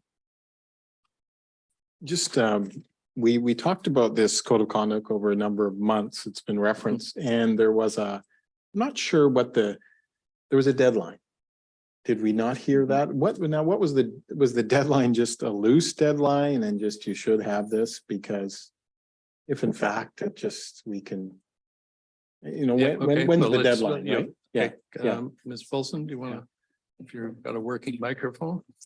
Seems to be working for now. Thank you for the question. Yes, the legislation specifies that the code of conduct must either be reviewed or reconsidered within 6 months. So council had made the decision to review the existing code of conduct, which previously was a policy, and bring it forward for consideration. And that 6 months was, we I did believe that. in May. The decision to review was done Yes. within the 6 months, and that Right. was what the legislation required. Yeah, and so now this is the consequence of the review. So just a question, I guess, through you to Ms. Paulson then is if in fact we adopt it, because in a sense, there's been a requirement and we should have a code of conduct, many of the municipalities should be doing this. Can we then submit changes and or reviews going forward? I'm assuming we can. I can see Mr. Yates nodding, so that's a good sign. So because if we're able to, then I'm okay with that. Okay, as we see it, we're kind of behind the timeline on it, so I'm okay with it as it stands, but we need to be able to review and make changes. Thanks. Yes, I would certainly concur with Mr. Yates nodding apparently, which I didn't see. Okay, other discussion, council? Anything? Just Councilman, yes, anything? No, I'm through the chair, supporting Councillor Inkster that we can bring it back. Need a little time to work with it, and it gives us something to work with at this point in time. Thank Very you. good. Thank you. Councilor McLaughlin. Thank you through the chair. I just want to point out that our last code of conduct was 5 pages. This one is 24. And I think that's just very onerous and very laborious and a lot of litigious type of things in here, which I think is just not in the spirit of teamwork. And it's a very extreme approach. And I think it's very sad to see that. Thank you. Councilor Rowe. I don't know, I guess I'm looking at this from a different view. Like, I don't have a lot of fear about this because as far as I know, I'm not undertaking any of the things that would get me in trouble. So I'm not going to live in fear of this. It's so many pages because it's a bylaw. So a lot of it's the bylaw piece from what I can see. And yeah, we need something and it can be changed if we find there's that we're having issues with it. I think it's solid. I don't know, you just have to listen to Mr. McElroy to know what's going on in this province in different municipalities, and I want to see a strong code of conduct. So I'm in support of Great. this. Thank you. Councilor Toth. Thank you. And at this time, we're only looking at 3 readings. So adoption, I guess, will be at the beginning of September. So yeah, I'm supportive of this as well. So with that, I'm happy to move the recommendations on page 68 as they're presented. Thank you. Councilor Bell seconds. Okay. Anything else? I'm sorry, I'm just sorry, wanting I to get just- to the question of, Wait for me to recognize you. please. yeah, Yes. I'm just wondering where it came from, like, Okay. I don't see because All right. it's, No, to me, it's out of the blue. That's fine. Thank All you. right. Mr. Yates, do you want to?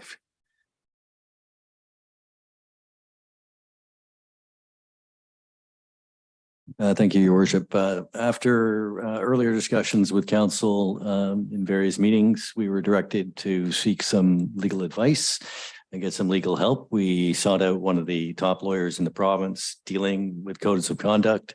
He was the same lawyer as one of the first, what do you call these people? Yeah. Who did all the investigations in the beginning for a couple of municipalities. He was a leading expert on this. He was the author of this. This is a fairly standard code of conduct that he went through. He did a review of our other policies and bylaws to make sure that it connected, and this is what we were got in return. Right. Okay, thank you. Oh, sorry, Okay. I was more concerned about the process for us here. How did it get on this agenda?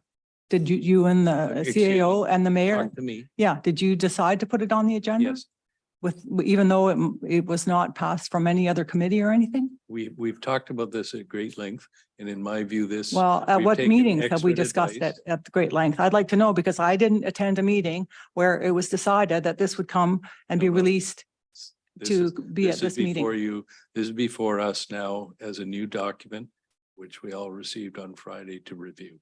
So if you've got specifics that you haven't yet mentioned, we can talk about them.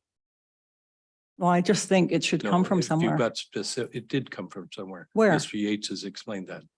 No, I'd like to know the process for how that this document gets here from what committee? It doesn't have to. It doesn't go have to, committee. well, it has to be from council. Yes. It that's does. So what committee of council did it No, come no, from? it doesn't have to go to committee, What does it have to go to? to Nothing? the council. That's Or why when it's did you before guys us. decide this? Because I wasn't there when this No, no, was decided to come We, here. we discussed the issue of reviewing Yeah. our code of conduct. We directed staff to do so. They've done so. They provided the documents. And in my role as mayor, I said I felt it was appropriate to go on this agenda. You decided as mayor. Yes. Because I saw it on an agenda item where it was dropped, I thought, and then it was never brought up. So I feel it was dropped. And so No, it wasn't bring it here. dropped. it was not addressed. It was not, it It was deferred. wasn't deferred. because It was we- just, well, My words, Yeah. not, so. it wasn't it's- deferred by so, council. Council McLaughlin, we're here. We have it because it's been produced by a leading expert. And I think it's time for you to recognize, you used the words earlier about teamwork.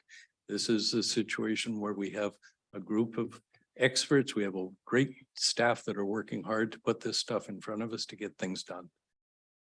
It's with us now, and unless you have some specifics Mhm. about the drafting, then we'll. Well, move I on. looked at the code of conduct seminar that was at the local government conference we had. And so I feel that I'm quite Okay. justified in my criticisms All of right. this, and it's Well, not just me. And you're it's entitled, quite common to that. I accept your I don't entitled think this to is be typical. critical. Thank you.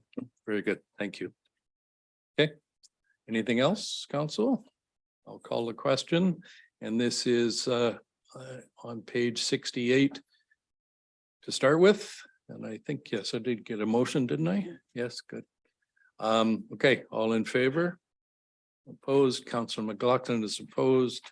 And we'll move then to page 0.63B on page 78, which is before us for 3 readings, if you wish.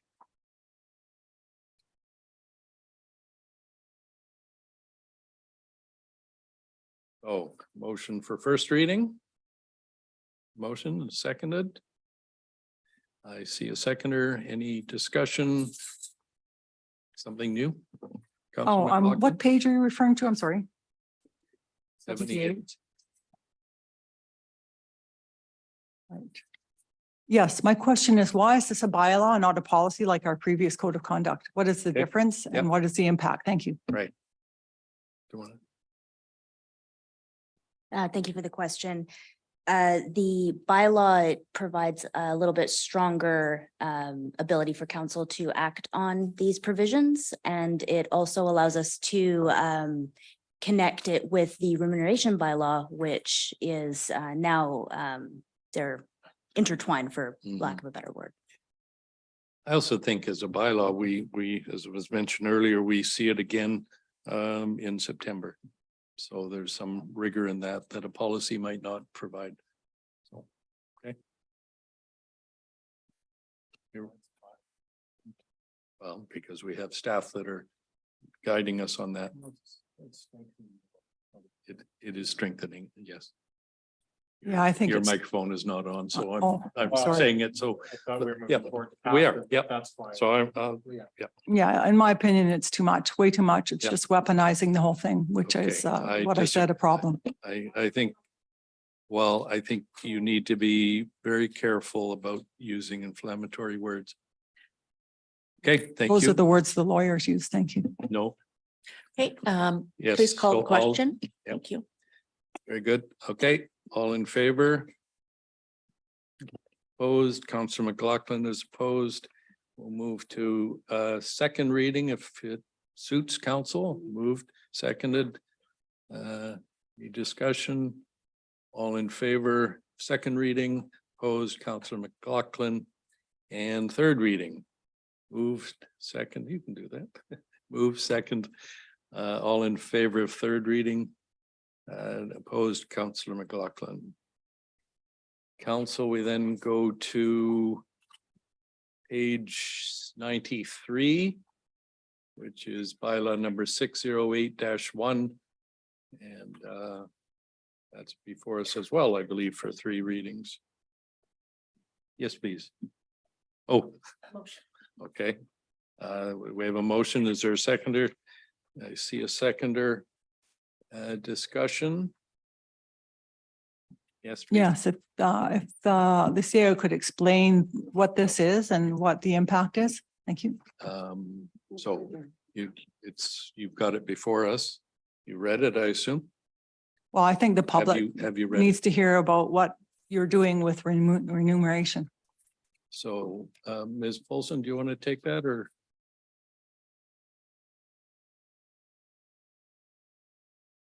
Certainly. Again, as the CAO mentioned, this is a recommendation of our legal counsel, and this is the typical type of provision that is included within a code of conduct bylaw. Since the new legislation came in, this is the type of provision that a lot of municipalities are implementing now. It does provide a tiered process in terms of what they refer to as a remedy for a breach of the code. Essentially, what would happen is a potential breach of the code would be reported, and then there's a process in which the legal counsel would conduct and decide if an investigation needs to be conducted. There's a process for that, and then the final decision is at the recommendation of the investigator to council. Council then has the option to implement one of the remedies, and these need to be included if they're going to be acted on. Right. So it's prescriptive as opposed to, well, less prescriptive.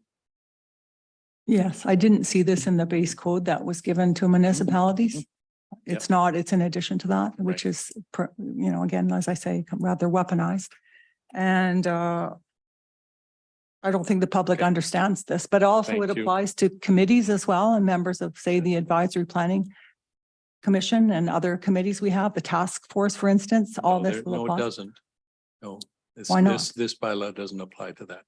Oh, but the code of conduct does. Code of conduct. But does. there's no But we've- ramification because this bylaw doesn't apply to them. That's correct, because Well, that seems- they're volunteers that are not being paid.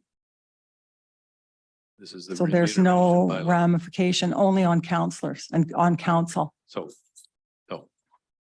Okay, yes, Councillor Toth. I guess the ramifications for our volunteers is that if they're not behaving in a manner that's respectful or appropriate, they could be removed from the committees. So that's But that's in the pretty big code. That's in the ramifications. code Yeah, As opposed to Um, remuneration. between the last one, sorry, and this one, there's really nothing in here that should alarm a reasonable person. We all took an oath of office to participate in a particular manner, and we have respectful workplace policies to back these things up. So without any teeth there's absolutely no point to it at all. And you read about municipalities in the news. So those are my comments. Thanks. Okay. Okay, so help me, did I get a motion for first reading? I think I did. Okay, I think I had. Thank you. Just, so this is a motion for first reading on bylaw 608-1 2023. I'll call the question. All in favor? Opposed? Councillor McLaughlin is opposed. If it suits you, if it pleases you, council, for second reading, motion and second. Any discussion? All in favor? Second reading, opposed, Councillor McLaughlin. And third reading, moved, seconded. All in favor? Councillor McLaughlin opposed. Thank you, council. We then have one item of well, I guess nuts, I'm skipping the fun part. Councillor reports. So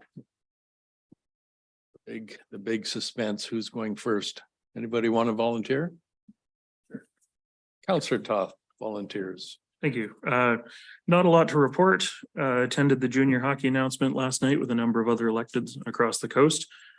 Super looking forward to watching this group move forward and face its challenges head on. They're intending to drop the puck in September 24. And that's pretty exciting. Yeah. I'm so sorry, Councillor Rowe. Without it, I had nothing. So, You could have said. you can expand on it. You can expand on I'm it. sorry, I should have. That's my report. He wears a jersey. Well, and have a good summer, everybody. I will let you go next, Councillor Rowe, with the comment that you're going to have lots of chance to talk about this. in I have the months nothing to come. report. Yes, it is an 8-year-long little hockey mother dream that started many moons ago. It's not really about me or my kid, who no longer plays. But definitely had a massive life-changing experience in 2016 when we hosted the provincials, and I saw that something other than hating BC Ferries could bring this community together. And so I'm really looking forward to it. It's been a ton of work. We have about $2.5 million to raise, so. Anyways, other than that, it was a great night last night and it was very satisfying, but now the work begins.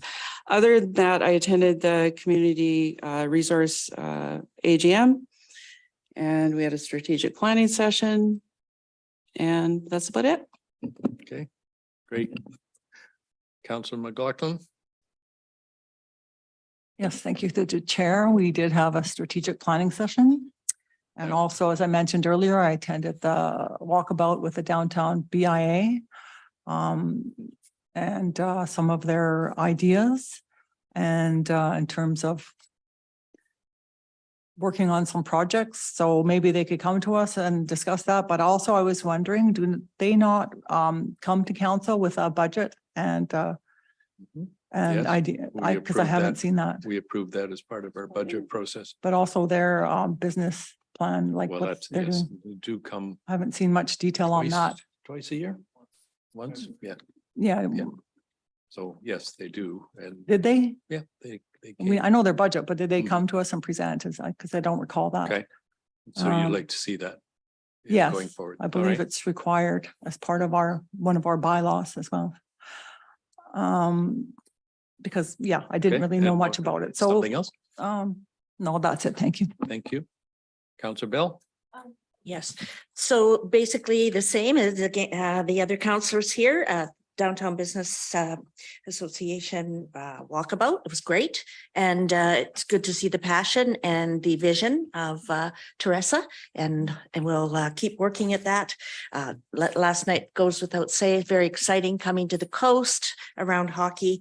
And the other one that I just wanted to mention because it's sort of with my other hat on, and saw a number of nonprofits when I was out. And one thing that I just wanted to sort of give a shout out was the Astrology Society, which I have, astronomy, I meant, sorry, yes, if I can say it.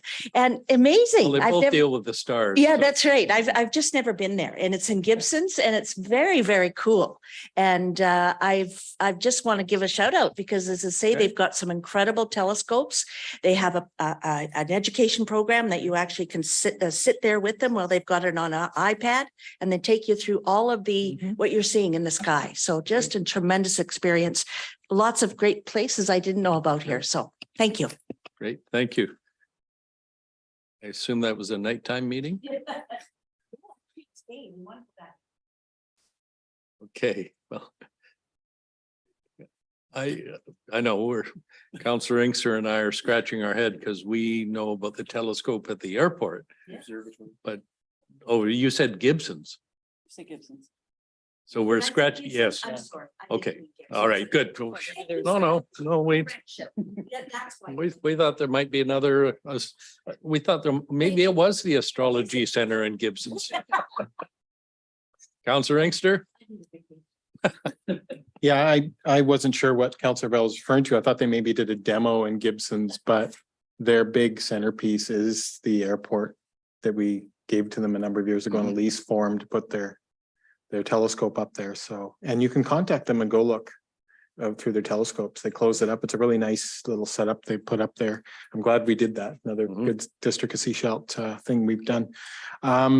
In terms of things that have happened, I was, as I told Councillor Rowe, I was not there, but I'm yesterday, and I think my mom would call it give me heck for not being there, but I couldn't be there. But it's such a great thing. I remember when Paul River got the Paper Kings to go with their Regals. So it's a really good community thing to do I'm assuming it will go forward. It's very supportive. It's just a great thing for the community. The funny things, the antics of what community members do at those games is also very hilarious. So it really brings the community together. I look forward to puck drop. Maybe my kid will play because I actually have a child in hockey. And so that's why another reason why I support it. And I also have a kid in soccer. So we need to start talking about a turf field soon. These are things that growing communities create as amenities, just so you know. Turf fields don't have to be watered, council, just so you know. A little bit of water is needed, but not much. Okay, and the other thing I wanted to mention was downtown, the walkabout. Teresa gave us 2 or 3 sheets of information. I would love to see that somehow put on an agenda or presented to us in some form. It was good information. It was researched and it had some proposals in that. I would love to see that. That's how we can bite into that as a council, is have that put somewhere. So I would encourage the chair to look at how we could do that. Some good ideas. Thanks. Okay, thank you. Okay, I had the pleasure, I got a summons by one of the grandmas that was here earlier on a late Saturday night. Call me. I called her, and the next day I ended up driving around with all the young men and the families celebrating their success as gold medal winners, honking our horns throughout the various streets of the Bandlands, and people were out standing on their balconies and their doors cheering, and it was a real treat to be with them. We had a great staff appreciation barbecue. Thank you to the extraordinarily talented senior managers for their cooking prowess. And wearing lovely hats, which I'm sure will be on Facebook, whether you want them or not.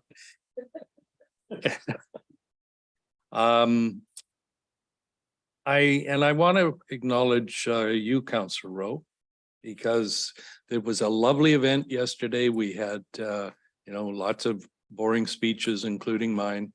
And at the end, there was a flag raising, and I think this highlights who we have on council. And you did it behind a screen, so we didn't even see that it was you. Well, it was supposed to be a surprise. And I think that's symptomatic. You've been doing so much work behind the scenes. And I want to say thank you and appreciate you for it. And end with because you haven't said it and I gave you the chance first, but I gather there's going to be a naming the team competition. Yes, September 1st, so now, just to explain to people, I am part of the society, which is basically a group of hockey parents that moved this project forward over the years. So we're an official society. We're in the process of working out the legalities of having a partnership with the Canucks Alumni Association that can hopefully be our receiving body for the capital fundraising that I'm undertaking. And then there's the team side. So as you heard last night, Julie Reeves, who's owner of GBS, is the majority shareholder of the team with an investor from off coast. So there's two owners. So we're kind of separated. That's operations. Our job as a society is to support the team through sort of volunteers and, various fundraising. But we're building the training center that's going on to the side of GAC along, you'd enter it from Park Road. So it goes sort of along Dempster Field there. So that's the difference. And I don't know why I started talking. Oh, so the team is undertaking the naming contest starting September 1st. So they'll be looking for team names. I see they've, the Facebook experts have already started. So that's quite entertaining. And then sort of colors which have to be approved by the league, but they'll be looking for feedback from the community on that. So the lime green that you've seen us worn in jerseys is just because they were on sale. And so that people could identify us when we did our 2 weekends of games earlier this year. So yeah, that's to be named. Great. So everybody can look forward to coming up. I did see one last night. Somebody has already done a jersey for the Sunshine Coast Relics. Well, With a picture of Relic from. yeah, but the Beach Relics Bombers, which- are an old timer hockey team. I know, but Yeah. they were sort Yeah. of saying this is good enough for the. Oh, yeah. No, Yeah, there's no. definitely a beachcomber theme out there right now. Anyways, congrats again. Yeah. Yep. On that note, I'd like to say we're adjourned, but we will have to deal with the SCRD reports. Yeah, you do. Yeah, you do. All Almost right. got away without it. Yeah. I do have a few things to report from the regional district. Strategic planning with the SCRD is underway. The next session for the board is going to be in the middle of September. So getting August off. Right in the middle of September. The SCRD did receive elector approval for long-term loans to fund new roofs on both the Seashell Aquatic Center and the Gibsons Arena, with less than 10 responses from residents who were opposed to the borrowing. The terms of reference for the Accessibility Advisory Committee were approved by board, and so the SCRD appointee is going to be Director Gabias, with myself and Councillor Kroll from Gibsons.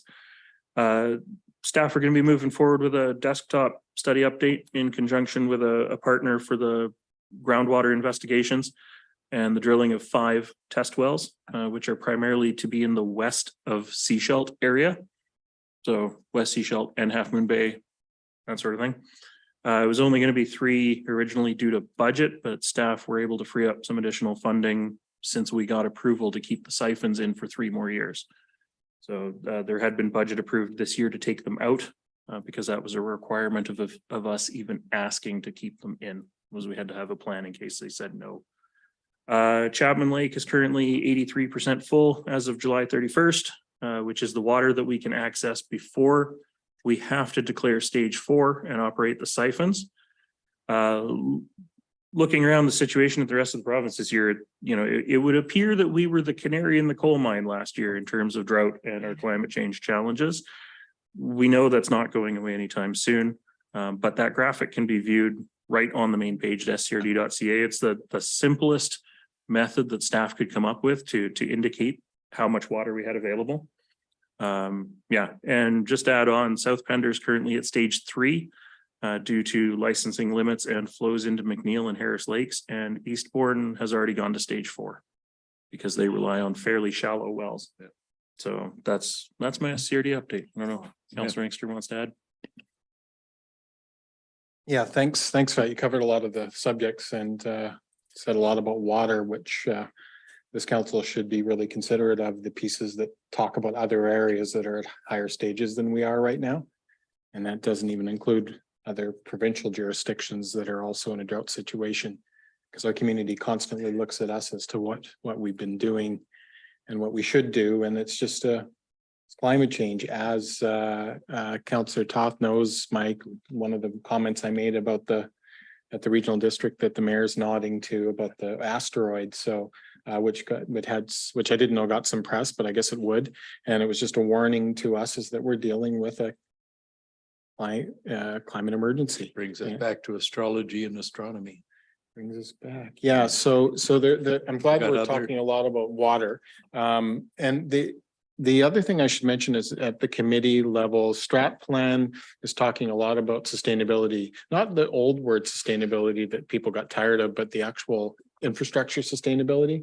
We're really turning our minds to how to deal with some of the rising costs and the extra costs that need to be dealt with by the regional district, although a lot of it is rural, as well as climate.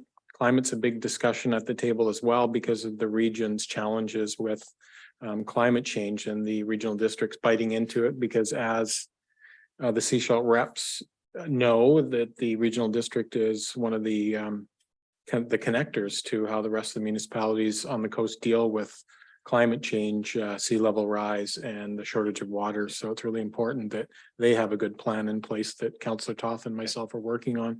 The two meetings that were last week, one was hospital, a lot of sort of receiving of reports from and recommendations from the hospital to expend some money on some new equipment. It's pretty hard to say no. Experts, hospital staff saying we need new equipment. Councillor Rose probably aware of some of the requests that include lighting that's needed in the operating room. And the other, so that's an expenditure discussion that we should be aware of. And the other one was the expenditure discussion in reference to debt at the regional district. There's some concern that the debt is rising at higher interest rates, although if anybody remembers 15 to 20. So yes. Yeah, this is 5%. So it's quite a bit less and there's some debt changes. I'm not fearful of the debt that they've incurred, just because it looks to me within the realm of manageability. Thank you. Yeah. Great. Thanks. I think now I can go to council correspondence. So this is before us for receipt, a lengthy summary of the ever-suffering Ferry Advisory Committee. Thank you to Councillor Inkster for assisting on that. Yes, please. Just a question I did notice that there were a number of action items in here for primarily the corporation, but are those only going to be reported back at the next FAC meeting, or are they actually going to be communicated back to the FAC as they happen? You know, if you know the It's a answer. good question. It's like Councillor Toth and I set that up. The action pieces that have been mentioned in the report based on the complaints at the meeting and the people presenting some of the issues. By the way, the chair of the FCC is very good and a number of the members are very good. They're on the ferry issue. Doesn't mean we can get a second ferry. Will the questions be? Well, I was getting to that. Is what it means then is that these questions that we asked were very good ones. We have heard that there's no answers yet. And a number of the ferry members and the FAC chair are very frustrated in not getting the answers yet, because they're really important questions that we asked and we haven't heard anything yet.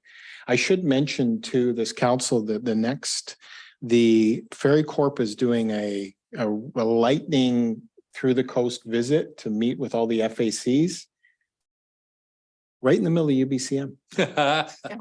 So I'm saying to you, if we can find anybody from council that can be here for that, if there's anybody, I doubt it, but if we can, we should make sure they're at that. That'll be at, I think, the Gibson's Public Market. Right. Yeah. Okay.